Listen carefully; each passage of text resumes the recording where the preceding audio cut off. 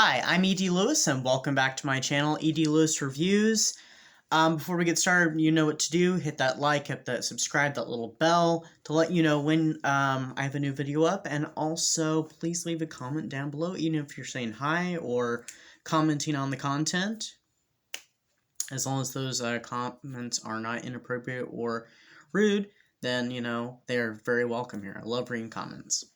I may not always get back to them immediately. I may read it, heart it, and then, because, you know, sometimes when I see them, I'm busy at the time, so I will get back to them when I do, and if I miss one, I'm so sorry. I will get to it as soon as I can. Alright, so, this video was actually supposed to be, I'm still in my work clothes, by the way, if you're wondering, so, this video was supposed to actually be for tomorrow, but I got my schedule a little mixed up, so I'm doing this video a day early. My next video is still planned for the day I anticipated it for, and I already have my video that follows after that one already set up too. So, this time around, I am doing a Gothic romance. This is one I've actually been meaning to review for a long time, and I recently re-listened to it. Audiobooks and regular books, you know, if you listen to an audiobook, many of us count that as reading the book, and it counts as a book read on your, you know, whatever list you have of reading. So, when I say listen and read, I mean them interchangeably. And I don't have this book physically, so I have just the Audible version, so it's my first video doing one on Audible. So we're doing the Marilyn Ross. This is the second Marilyn Ross book I have reviewed, called Shorecliff. And I'll try to, I know there's a little bit of glare and stuff, so that's what the book looks like. This is actually a screenshot that I took and I put on my tablet. And the blurb on it says, Anita's life depends upon breaking a spell cast by a devilish beauty who died 100 years ago. This is not the only cover. I think this is the original cover for the book. And actually, out of the two different covers that I know of, this one's actually my favorite. The other one is done in the oval shape with gold, kind of like the Dark Shadows books are done in. Not one I've read yet. And also, I redid my my library a little bit, so I shifted Dark Shadows down here. And shifted some of my stuff around a little bit. So, sorry, that was a side note. That was unrelated to what this video is about. So, this was a book, Gothic romance, during kind of the Marilyn Ross heyday, and part of the really big heyday for Gothic romance, especially the pulp Gothic, which is what this very much is. Like I said, it was written by Marilyn Ross, who is not a woman, or wasn't a woman. He passed away, I think, in the 1990s or early 2000s, one or the other. Excuse me. And this was one of his Gothics. This is from 1968, and as you already know, he did, you know, I think 33 Dark Shadows. There's 32 in the series, and then he did the novelization for House of Dark Shadows, so that's, you know, 33. And there would have been another one, but that's for another video for another time, and we're not really talking about the Dark Shadows. So this one was published in 1968, and, oh yeah, so Marilyn Ross was not a woman. He was a man, and he wrote under a number of different names. One of them, Dan Ross, which Dan, I think, is one of his middle names, because he has like 4 names. Because he's W.E.D. Ross, and the D is Dan. So he wrote under the name Dan Ross, he wrote under W.E.D. Ross, he wrote under Marilyn Ross, Clarissa Ross, a whole bunch of names. And Marilyn was actually his second wife, who was a nurse. And she was also kind of his, she helped him do research. She also read over some of his stuff. I think he consulted her for character development. She would, when he'd be working in the basement on his books, because he'd turn these books out lickety-split, she would man the phone and make sure nobody came, to bother while he was working and stuff. So she was a big deal for him. And I don't know if she's still alive or not. But so anyway, but he was writing in the 60s through really the 80s. I don't know if he wrote in the 90s or not. So, but he wrote a whole bunch of stuff, mostly romance, Gothic romance, nurse romance, kind of they're called nurses, I guess. Then the crossover with those, the nurse books are Gothic. He wrote some erotica, and I don't know if he wrote fantasy or not. Anyway, he wrote a whole bunch of stuff.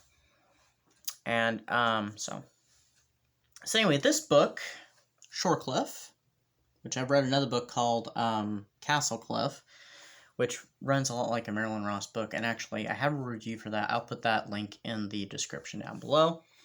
So this book is about a woman named Anita and Charles Shore, who are married and are living in Boston. One that I'm actually re-listening to at work actually takes place in like Boston, or they're from Boston. They're from Boston, and I think they end up traveling and moving into this an area close by to where this book takes place. Anyway, so they're living in Boston when one day Charles receives word from his aunt. I'm looking over my notes because I wrote these the other day. He receives word that his aunt has died. That's his Aunt Claire. And that he's inherited the fortune and the mansion called Shorecliff. Now, 1 year prior to all this, before they were married, because they're only married, I think, by the time that they inherit this, only like 3 months.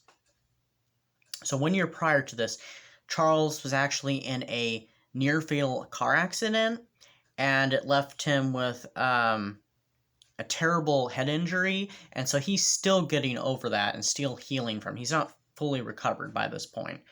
And so there's kind of a good opportunity for them to, for him to relax more and to recover better, since, she doesn't have to work anymore, and I guess really he doesn't have to work so much now, and he wants to write, so this gives him a great opportunity, and they have, a mansion now to move into and not live in an apartment in Boston anymore.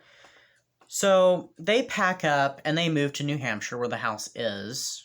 I guess maybe the one I'm reading is not in New Hampshire. Maybe it's in Maine. I don't know.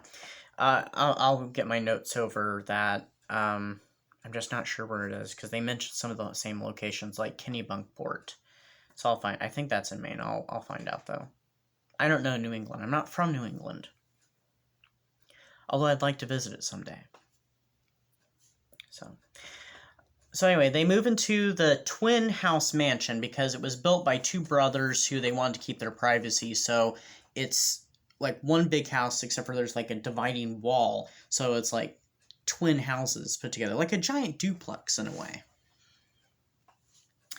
And so they move into the twin mansion on their side with his Aunt Claire's adopted daughter, Pat, and the kind of sour housekeeper who, there's some secrets and stuff kind of related to her, but I'm not going to tell you what that is. And her name is Mrs. Miller. On the other side, the other half of the mansion, lives Charles' Aunt Clem, short for Clementine, and her son Gordon, who owns an antique shop in the local town.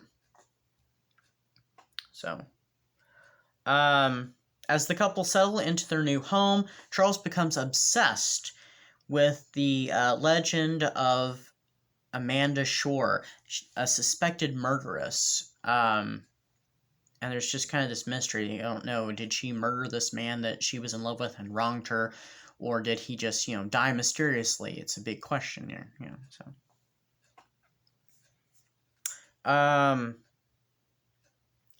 So he's become obsessed with her and her story, that he wants to bring her story to life by attempting a novel with the help of Pat and a psychic medium who's actually the guest next door, named Mary Bain. But as Charles proceeds and becomes even more obsessed, Anita is attacked by a mysterious phantom, the ghost of Amanda Shore. Now, like, this book is very much the typical pulp Gothic of the time. There's, it's very dark shadowy. There's the old house. There's the newlywed couple, which is not always a newlywed couple, but it's usually a woman coming to a house or inheriting a house, or whether she's coming to the house through marriage or she's coming to work there. Something happens, and there's some mystery, and there may be something supernatural, there may not be something supernatural, there may be some mysterious murder or, curse or something over the house. So this was very typical and of the time, and also, rather dark shadowy. And there have been books even being written about this even in the 50s. And you can see some stuff in the 40s too. I mean, look at Rebecca. Rebecca is from the 1930s, like 1938, I think. Although there are no ghosts in that one, it still has, a lot of the same things that reoccur. They are even further back in the 1800s. So it's very much the typical Gothic. Kind of like my book, The Curse of Bridge House, which is available, by the way, on Amazon.